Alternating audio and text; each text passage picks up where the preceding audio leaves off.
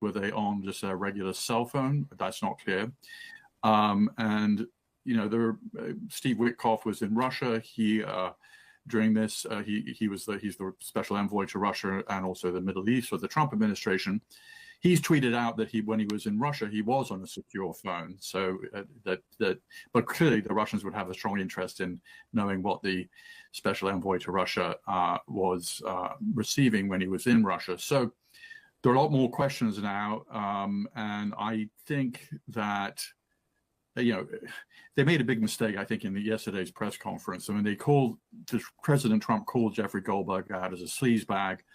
They said a bunch of things about none of this being classified. There are no war plans. And, Goldberg and Shane Harris, who wrote the story this morning in the United States, clearly felt, well, okay, they're saying it's not classified. They're saying we're sleazebags and we're lying.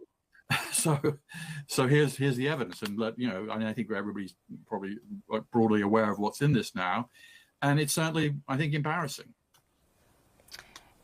Embarrassing, and perhaps still poses some sort of risk in terms of how intelligence is shared in the United States if we can't even have the president and his top officials acknowledge how devastating this was and make sure to launch an investigation to make sure it doesn't happen again.